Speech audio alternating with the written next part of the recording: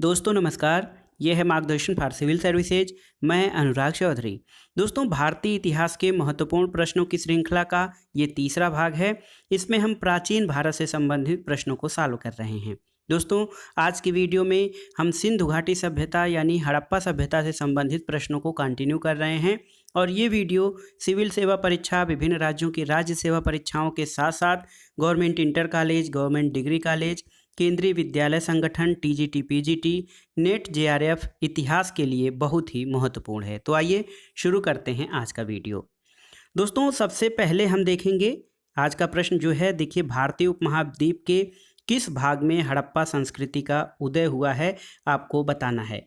तो भारतीय उपमहाद्वीप जो है हमारा, उसके किस भाग में हड़प्पा संस्कृति का उदय हुआ है? तो आप जानते हैं उत्तर पश्चिमी भाग। बहुत ही महत्वपूर्ण है। भारतीय उपमहाद्वीप के उत्तर पश्चिमी भाग में हड़प्पा सभ्यता का उदय हुआ है। और भारतीय पुरातत्व सर्वेक्षण के महानिदेशक सर जॉन मार्शल के नेतृत्व में 1921 में दयाराम साहनी द्वारा हड़प्पा सभ्यता का उत्खनन कार्य करवाया गया था। अगला प्रश्न देखते हैं दोस्तों, सैंधव सभ्यता ज्ञात हुई है किसके द्वारा? तो सही उत्तर है सैंधव सभ्यता उत्खनन द्वारा ज्ञात हुई है। अगला प्रश्न है, हड़प्पा का आरंभिक उत्खनन किसके द्वारा करवाया गया था, आपको बताना है। तो सही उत्तर दोस्तों, हड़प्पा का आरंभिक उत्खनन जो है ये दयाराम साहनी द्वारा वर्ष 1921 में कराया गया था। अगला प्रश्न देखते हैं, सिंधु घाटी सभ्यता की खोज किस वर्ष की गई थी? तो सही उत्तर 1921 में सिंधु घाटी सभ्यता की खोज की गई थी और भारतीय पुरातत्व विभाग के महानिदेशक सर जॉन मार्शल के नेतृत्व में दयाराम साहनी ने हड़प्पा के टीलों का पुनः अन्वेषण किया था। अगला प्रश्न है दोस्तों, सिंधु घाटी सभ्यता के निवासियों को किस धातु का ज्ञान नहीं था, आपको बताना है। तो सही उत्तर है दोस्तों, सिंधु घाटी सभ्यता के निवासियों को लोहा यानी आयरन का ज्ञान नहीं था। और हड़प्पा वासी जो है कांसे के निर्माण और प्रयोग से भली भांति परिचित थे। कांसा जो है टिन और तांबा को मिलाकर तैयार किया जाने वाला धातु है। तो सही उत्तर है, सिंधु घाटी सभ्यता के निवासियों को लोहा धातु का ज्ञान नहीं था। दोस्तों, हड़प्पा के लोग लकड़ी के हलों का प्रयोग करते थे, फसल काटने के लिए पत्थर के हंसियों का उपयोग करते थे। और हड़प्पा के लोग जो है चांदी था ये ईरान और अफगानिस्तान से मंगाते थे और सोना दक्षिण भारत और अफगानिस्तान से आता था। वही प्रश्न है, देखिए, सिंधु घाटी सभ्यता के लोग किस धातु से अपरिचित थे? ये प्रश्न कई बार पूछा है। तो आप जानते हैं लोहा से अपरिचित थे सिंधु घाटी सभ्यता के लोग। अगला प्रश्न देखते हैं दोस्तों, देखिए, बहुत ही महत्वपूर्ण है। मांडा का पुरातात्विक स्थल जो भारत की सीमा के अंतर्गत हड़प्पा संस्कृति के सबसे उत्तरी छोर को चिन्हित करता है, किस नदी के तट पर स्थित है, आपको बताना है। तो आप जानते हैं दोस्तों, हड़प्पा जो है ये जम्मू और कश्मीर में स्थित है। मांडा जो है ये हड़प्पा संस्कृति का सबसे उत्तरी पूरा स्थल है और जम्मू कश्मीर राज्य में स्थित है। और सही उत्तर है ये चिनाब नदी के तट पर स्थित है। तो चिनाब नदी के तट पर अखनूर के निकट मांडा स्थित है और इसको हड़प्पा संस्कृति का सबसे उत्तरी पूरा स्थल माना जाता है। अगला प्रश्न है, निम्नलिखित में से कौन सी सिंधु घाटी सभ्यता की सबसे प्रमुख विशेषता थी? अर्थव्यवस्था, धार्मिक जीवन, नगर योजना या फिर सामाजिक जीवन, आपको बताना है। तो सही उत्तर क्या है दोस्तों? सही उत्तर है कि नगर योजना जो थी ये सिंधु घाटी सभ्यता की सबसे प्रमुख विशेषता थी। ऑप्शन सी आपका सही उत्तर है। अगला प्रश्न है, निम्नलिखित में से कौन सी विशेषता सिंधु घाटी सभ्यता को विश्व की अन्य समकालीन सभ्यताओं से विशिष्ट बनाती है? तो सही उत्तर है नगरीय योजना, क्योंकि सिंधु घाटी सभ्यता में दोस्तों नगर योजना जो हड़प्पा वासियों की थी वो बहुत ही महत्वपूर्ण थी और इसमें सड़कें एक दूसरे को समकोण पर काटती थी। जो नगर होता था वो दो भागों में विभक्त होता था, पश्चिमी टीले और पूर्वी टीले। अगला प्रश्न है, निम्नलिखित में से कौन हड़प्पा संस्कृति का एक स्थल है जहां से फारस की खाड़ी की मुद्रा उत्खनन से प्राप्त हुई थी? ऑप्शन देखिए, लोथल, कालीबंगा, मोहनजोदड़ो या धौलावीरा। तो याद रखिएगा दोस्तों, लोथल से फारस की खाड़ी की मुद्रा जो है प्राप्त हुई है और इससे ये पता चलता है कि हड़प्पा सभ्यता के निवासियों का फारस के साथ सामुद्रिक व्यापार भी होता था। अगला प्रश्न है, गोदीवाड़ा का साक्ष्य हड़प्पा संस्कृति के किस स्थान से प्राप्त हुआ है? तो इसको बताने की आवश्यकता नहीं है, ऑप्शन बताने की आवश्यकता नहीं है। लोथल से गोदीवाड़ा के साक्ष्य मिले हैं। और लोथल के पूर्वी भाग में दोस्तों यहाँ से गोदीवाड़ा के साक्ष्य मिले हैं। इससे ये पता चलता है कि यहाँ से जहाज़ों द्वारा व्यापार भी होता था। अगला प्रश्न है, देखिए गोदीवाड़ा का साक्ष्य हड़प्पा संस्कृति के किस स्थल से मिला है? तो आप जानते हैं लोथल से। और एक प्रश्न देखिए, हड़प्पा संस्कृति के किस स्थल से युग्म समाधान, युग्म मतलब जोड़े में जो 100 दफनाए जाने की या युग्म समाधान की जो मिला है, कहाँ से मिला है? ऑप्शन देखिए, कालीबंगा, लोथल, सुतकांडेर और हड़प्पा। तो दोस्तों देखा जाए तो कालीबंगा और लोथल से 1 और 3 युगल समाधान मिले हैं। तो कालीबंगा और लोथल दोनों ही सही हो सकता है, क्योंकि इन दोनों स्थलों से युगल समाधान के प्रमाण मिले हैं। अगला प्रश्न है, लोथल और चन्हुदड़ों का सर्वाधिक महत्वपूर्ण उद्योग क्या था? ऑप्शन देखिए, जहाज निर्माण, मनका उत्पादन, हथकरघा वस्त्र उद्योग और धातुकर्म उद्योग। तो लोथल, दोस्तों लोथल गुजरात में स्थित है, चन्हुदड़ो मोहनजोदड़ो के पास स्थित है। लोथल और चन्हुदड़ो से मनका उत्पादन होता था दोस्तों, मनका बनाने का कारखाना, और यहाँ से मनके के साक्ष्य भी प्राप्त हुए हैं लोथल और चन्हुदड़ो से। अगला प्रश्न है दोस्तों, हड़प्पा संस्कृति से जुड़ा स्थल रंगपुर, रंगपुर किस नदी के तट पर स्थित है? तो ऑप्शन नहीं बताएंगे।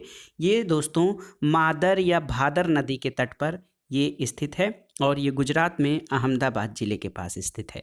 रंगपुर के बारे में बता दें कि रंगपुर की खोज 1954 में एस आर राव ने कराई थी। यहाँ से हड़प्पा कालीन के बाद यानी उत्तर हड़प्पा कालीन अवशेष मिले हैं। धान की भूसी के ढेर भी प्राप्त हुए हैं, जो हड़प्पा सभ्यता में धान की कृषि किए जाने का साक्ष्य है। अगला प्रश्न है दोस्तों, सिंधु सभ्यता के काल के लोगों के घर किससे बनते थे? देखिए, पत्थर से, मिट्टी से, कच्ची ईंट से या पक्की ईंट से। तो बहुत ही महत्वपूर्ण है। आप जानते हैं कि हड़प्पा सभ्यता नगरीय सभ्यता थी, और यहाँ अधिकांश घर पक्की ईंटों से बने होते थे। अगला प्रश्न है, सिंधु घाटी सभ्यता में निम्नलिखित स्थलों में से कौन उत्तर प्रदेश में स्थित है? तो सही उत्तर है, उत्तर प्रदेश में दोस्तों स्थित है आलमगीरपुर। आलमगीरपुर मेरठ में हिंडन नदी के तट पर स्थित है, और ये उत्तर प्रदेश में स्थित है। आलमगीरपुर सिंधु सभ्यता का सबसे जो पूर्वी स्थल माना जाता है वो है, और आलमगीरपुर का उत्खनन यज्ञदत्त शर्मा के निर्देशन में हुआ था। आलमगीरपुर किस नदी के तट पर है? तो ये हिंडन नदी के तट पर है। हड़प्पा संस्कृति की पूर्वी सीमा क्या थी? तो दोस्तों हड़प्पा संस्कृति की पूर्वी सीमा आलमगीरपुर मानी जाती है, जो मेरठ उत्तर प्रदेश में स्थित है। अगला प्रश्न है, सिंधु घाटी सभ्यता में सूती वस्त्रों के प्रयोग के प्रमाण कहाँ से प्राप्त हुए हैं? देखिए, मोहनजोदड़ो, हड़प्पा, चन्हुदड़ो या बनवाली से। तो सही उत्तर है मोहनजोदड़ो से। दोस्तों मोहनजोदड़ो से सूती वस्त्रों के प्रयोग के प्रमाण मिले हैं, और इससे ये पता चलता है कि यहाँ कपास की खेती की जाती थी। दोस्तों मेहरगढ़पुरा स्थल पे कपास की खेती के सबसे पहले प्रमाण मिले हैं, और दुनिया में कपास के अस्तित्व का प्राचीनतम साक्ष्य भी यही है। कपास सैंधव लोगों की मुख्य फसल थी, इसके कारण यूनानी सिंध क्षेत्र को सिंडन कहने लगे थे, जो सिंधु शब्द से निकला है। अगला प्रश्न है, निम्नलिखित में से कौन सुमेलित नहीं है, आपको बताना है। देखिए, आलमगीरपुर उत्तर प्रदेश ये आपका सही सुमेलित है। लोथल गुजरात में स्थित है, ये भी सही है। कालीबंगा हरियाणा ये सही सुमेलित नहीं है, क्योंकि कालीबंगा आपका राजस्थान में स्थित है। रोपड़ पंजाब में ये सही सुमेलित है। तो सही सुमेलित क्या नहीं है? कालीबंगा हरियाणा ये सही सुमेलित नहीं है, क्योंकि कालीबंगा जो है राजस्थान राज्य में स्थित है। अगला प्रश्न है, निम्नलिखित युगों में से कौन सा सही सुमेलित नहीं है, आपको बताना है। हड़प्पा के लोग तांबा आयात करते थे, खेतड़ी ये आपका सही सुमेलित है। हड़प्पा सभ्यता का तट नगर लोथल ये भी सही है।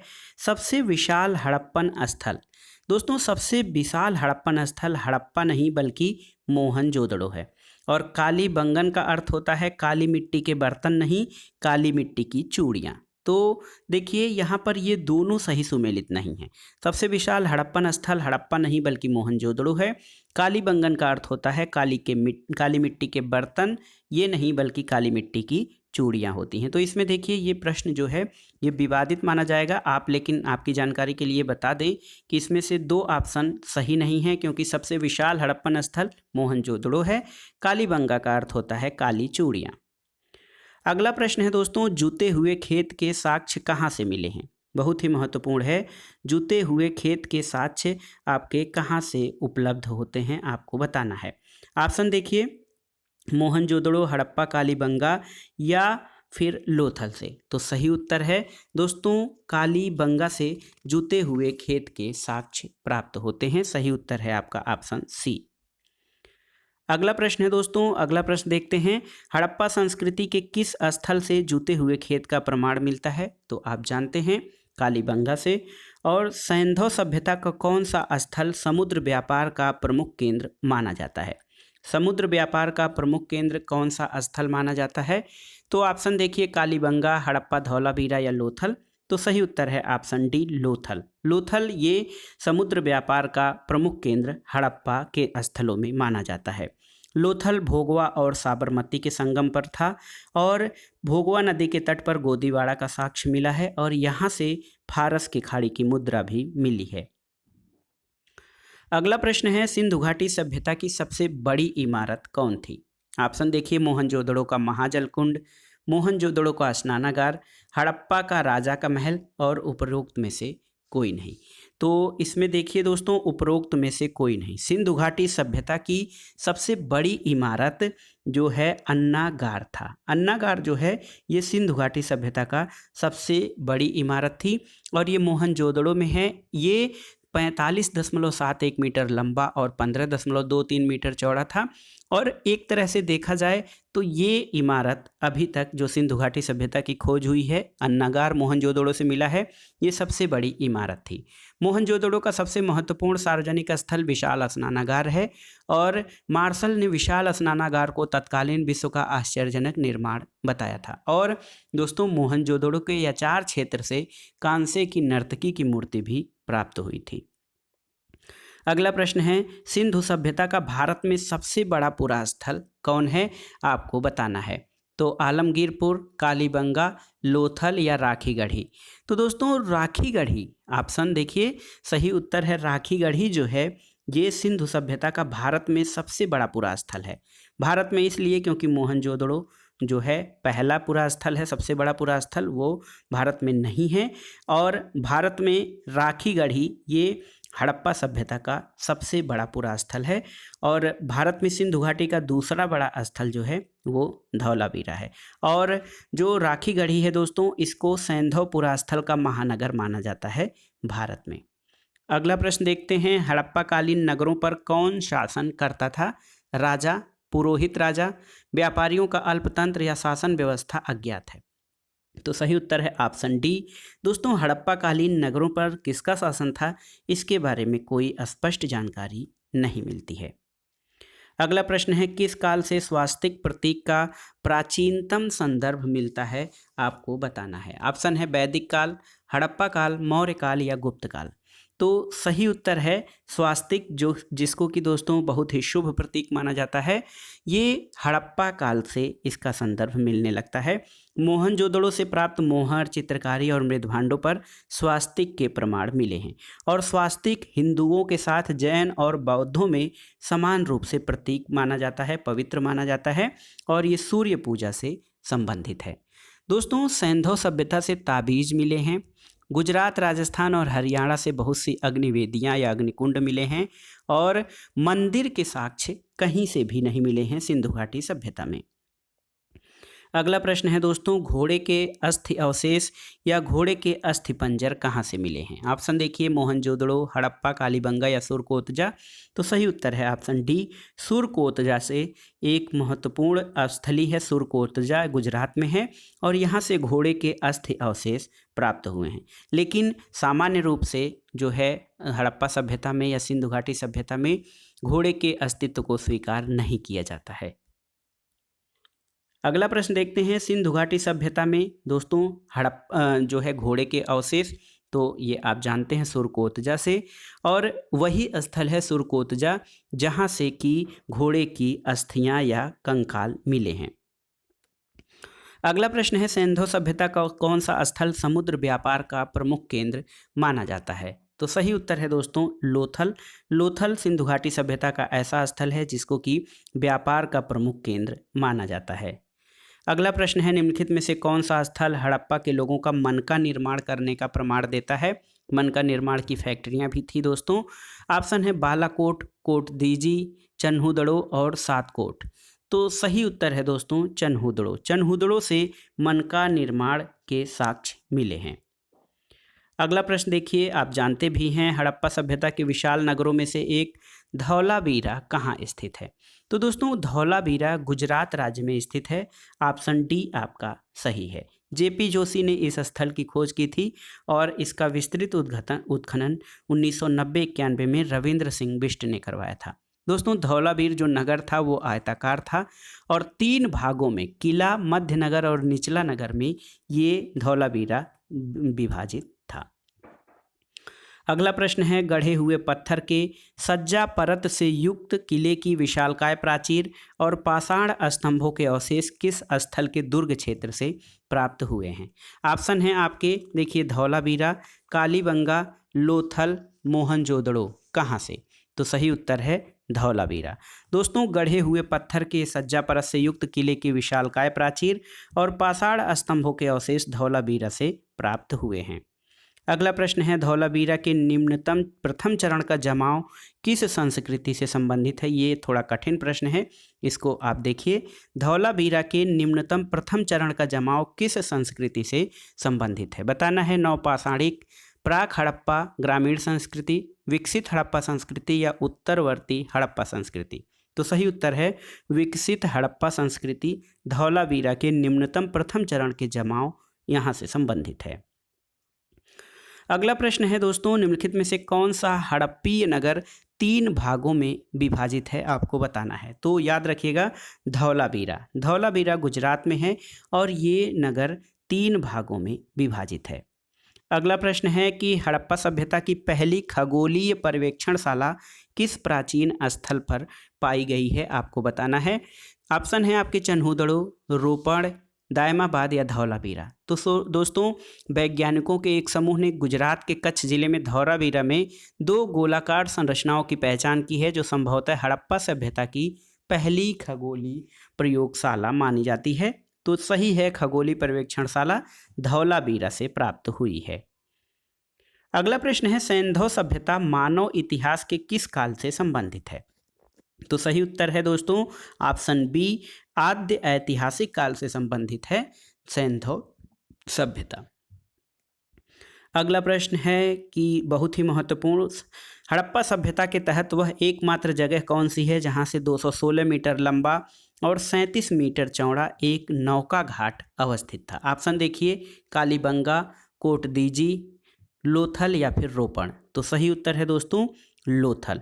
लोथल को लघु हड़प्पा अथवा लघु मोहनजोदड़ो भी कहा जाता है। याद रखिएगा लोथल जो है इसको लघु हड़प्पा या लघु मोहनजोदड़ो भी कहा जाता है।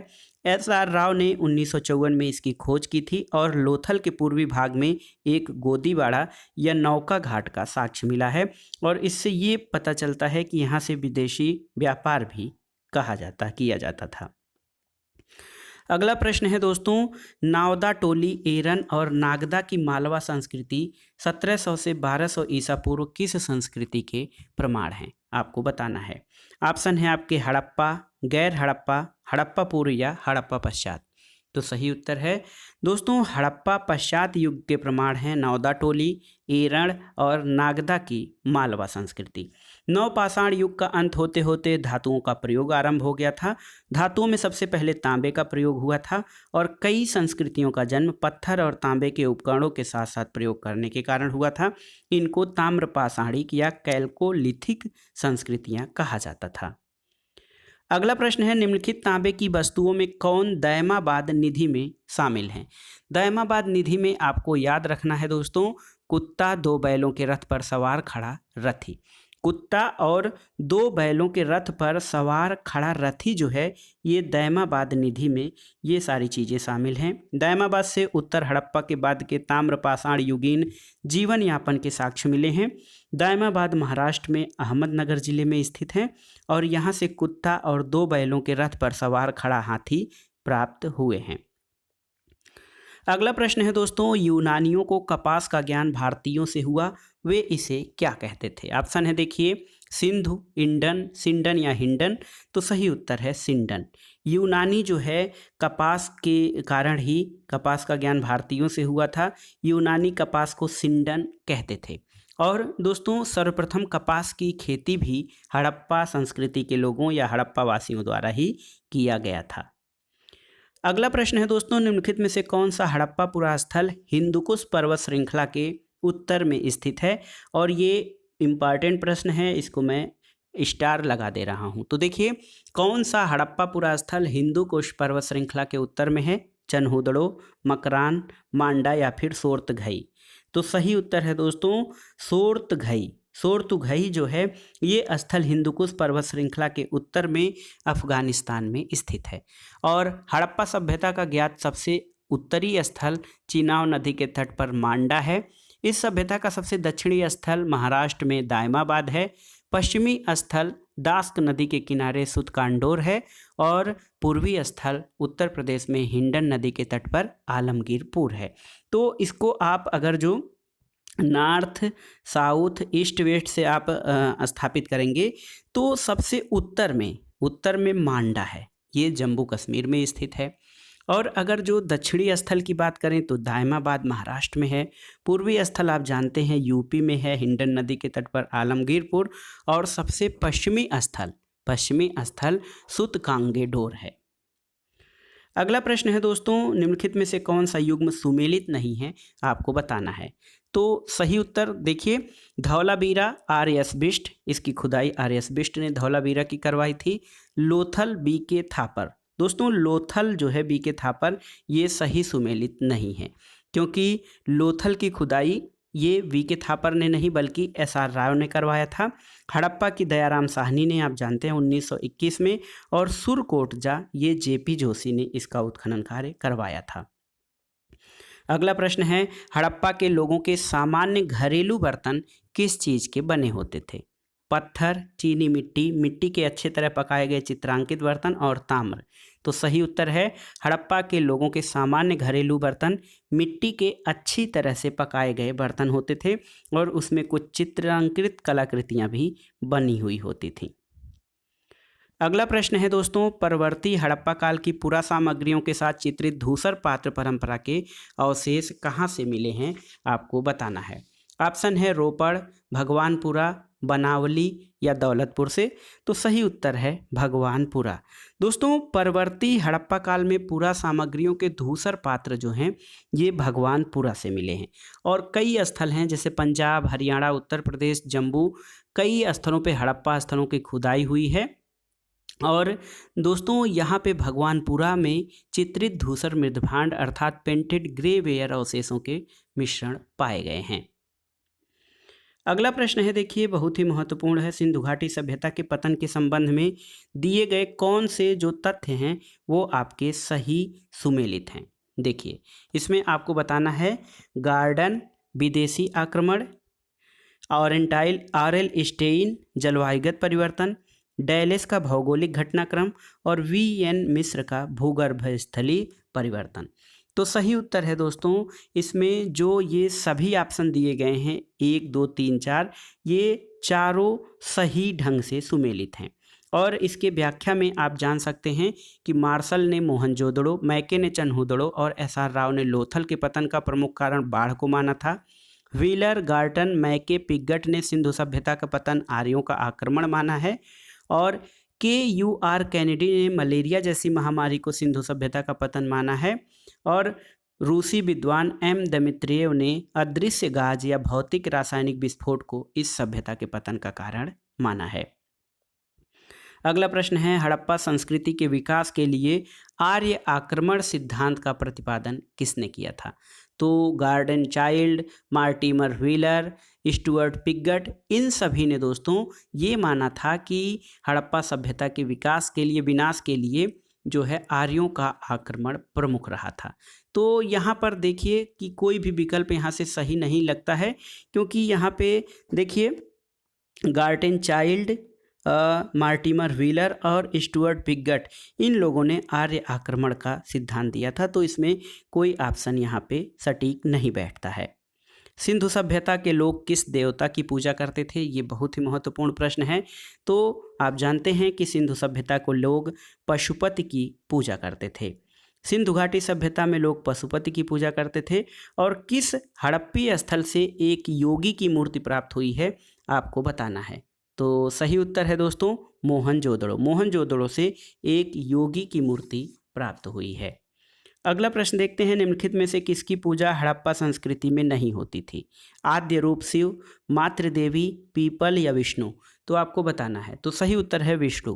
दोस्तों विष्णु की पूजा हड़प्पा सभ्यता में नहीं मिलती है, क्योंकि वहाँ पे मातृदेवी, पुरुष देवता, लिंग योनि, पीपल और पशु आदि की पूजा होती थी, लेकिन विष्णु की पूजा नहीं, क्योंकि विष्णु वैदिक कालीन देवता माने गए हैं। अगला प्रश्न है, स्वास्तिक प्रतीक का उदय किस काल में हुआ था? तो सही उत्तर है सिंधु काल में दोस्तों स्वास्तिक प्रतीक का उदय हुआ था, और ये सूर्य पूजा से संबंधित है। अगला प्रश्न है, शैव धर्म का आरंभ किस काल से माना जाता है? हड़प्पा, उत्तर वैदिक, मौर्य या शुंग कुषाण? तो सही उत्तर है हड़प्पा। हड़प्पा काल से शैव धर्म का प्रचार माना जाता है या प्रारंभ माना जाता है, क्योंकि शिव और उनसे संबंधित धर्म की प्राचीनता प्रागैतिहासिक युग तक जाती है। और सिंधु सभ्यता की खुदाई से मोहनजोदड़ो से एक मुद्रा पर पद्मासन में विराजमान एक योगी का चित्र मिलता है, और उसके सिर पर त्रिशूल जैसा आभूषण और 3 मुख हैं। और सर जॉन मार्शल ने इस देवता की पहचान ऐतिहासिक काल के शिव से स्थापित किया है। अगला प्रश्न है, किस स्थान से प्रसिद्ध पुरोहित आकृति की प्राप्त हुई है? तो ये सही उत्तर है मोहनजोदड़ो। मोहनजोदड़ो से एक मुद्रा के ऊपर पद्मासन में विराजमान एक योगी का चित्र प्राप्त हुआ है। कौन सी धातु सिंधुवासियों को ज्ञात नहीं थी? ये बहुत ही महत्वपूर्ण प्रश्न है। तो आप जानते हैं दोस्तों लोहा धातु के बारे में सिंधुवासियों को ज्ञान नहीं था, क्योंकि सिंधु सभ्यता एक कांस्य युगीन सभ्यता थी और यहाँ के लोग लोहे से परिचित नहीं थे। यहाँ पे तांबा, कांसा, स्वर्ण, चांदी, ये सारी धातुएं तो जानकारी में थी, लेकिन लोहे का ज्ञान सिंधु घाटी सभ्यता के लोगों को नहीं था। अगला प्रश्न है, कौन सी धातु लोथल से विवृत नहीं है? सोना, चांदी, तांबा या कांसा? तो इसमें सोना जो है दोस्तों ये लोथल से विवृत नहीं है। सिंधु सभ्यता में लोथल नामक पूरा स्थल जो है आप जानते हैं गुजरात में है, और सागरवाला गांव से 2 किलोमीटर उत्तर में है। लोथल से सोना के बारे में जानकारी का कोई साक्ष्य नहीं प्राप्त हुआ है, जबकि चांदी, तांबा और कांसा के प्रमाण मिले हैं। सिंधुवासियों का मुख्य भोज्य पदार्थ क्या था? आपको बताना है। तो दोस्तों गेहूं चावल, गेहूं जौ, चावल जौ, उपर्युक्त में से कोई नहीं। तो सही उत्तर है गेहूं और जौ। गेहूं और जौ सिंधु सभ्यता के लोगों के मुख्य खाद्यान्न थे। इनके अलावा कपास, खजूर, तरबूज, मटर, राई, सरसों और तिल जैसी फसलों का भी ज्ञान इन लोगों को था। दोस्तों बनावली से अच्छी किस्म का जौ मिला है। लोथल से आटा पीसने की पत्थर की चक्की के 2 पार्ट मिले हैं, और सिंधु सभ्यता के मिट्टी के बर्तनों और मोहरों पे अनेक पेड़ पौधों का अंकन भी मिलता है। तो दोस्तों ये था आज का वीडियो। इसमें हमने प्राचीन भारत के इतिहास से संबंधित सिंधु सभ्यता के प्रश्नों को कवर किया है। ये आपके आगामी सभी परीक्षाओं के लिए बहुत ही उपयोगी तथा महत्वपूर्ण होगा। आप इनको तैयार कर लीजिए। वीडियो आपको कैसा लगा हमें कमेंट बॉक्स में ज़रूर बताइएगा। वीडियो को लाइक करें, शेयर करें और इस चैनल मार्गदर्शन फॉर सिविल सर्विसेज को सब्सक्राइब करें। दोस्तों आगे की वीडियो की जानकारी के लिए आपको बता दें कि अब हम आगे वैदिक काल से संबंधित महत्वपूर्ण परीक्षा उपयोगी प्रश्नों को सॉल्व करेंगे। तो और जानकारी के लिए, अन्य वीडियो के लिए हमारे चैनल से जुड़े रहें। वीडियो देखने के लिए धन्यवाद। नमस्कार।